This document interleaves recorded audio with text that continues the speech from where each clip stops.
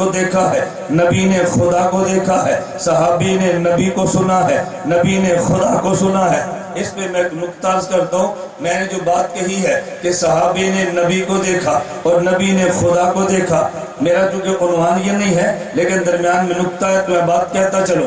آپ نے کئی بار سنا جب ہم یہ عقیدہ بیان کرتے ہیں انبیاء قبروں میں زندہ ہیں، ہم دلیل کے طور پہ آیت پیش کرتے ہیں لا تقولوا لمن يقتل في سبيل الله اموات بل احياء ولكن لا تشعرون، کہ دیکھو جب یہ شہید زندہ ہے تو نبی بڑھ کے زندہ ہے۔ جو نکتہ میں دینے لگوں وہ نکتہ تم نے بہت کم سنا ہوگا، میں اس لیے بات کیا تو ہم نے کہا شہید زندہ تو نبی بڑھ کے زندہ، ہم نے شہید ہونے کی زندہ ہونے کی دلیل بیان کی، پر میں شہید ہوں کہ مقتول فی سبیل اللہ ہے، یہ زندہ ہے تو نبی مقتول فی اللہ ہے، وہ اس سے بڑھ کے زندہ ہے۔ ہم نے شہید سے بڑھ کے نبی کو زندہ کیوں مانا؟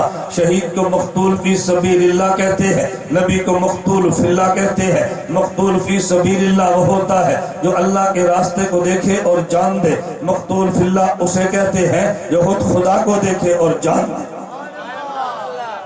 شہید مقتول فی سبیل اللہ ہے اور نبی مقتول فی اللہ ہے۔ میں اس پہ دلائل دوں گا تو بعد میں ایک دلیل دیتا ہوں کہ ہم نبی کو مقتول فی اللہ، شہید کو مقتول فی سبیل اللہ کیوں کہتے ہیں؟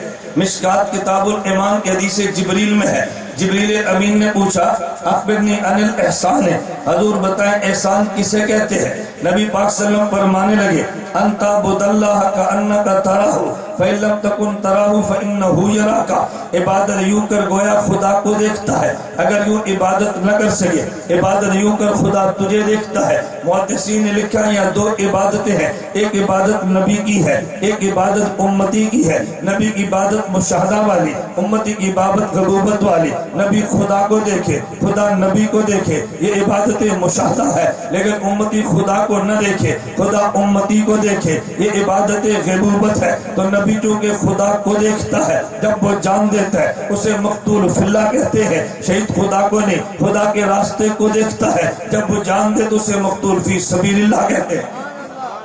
میں بتائیے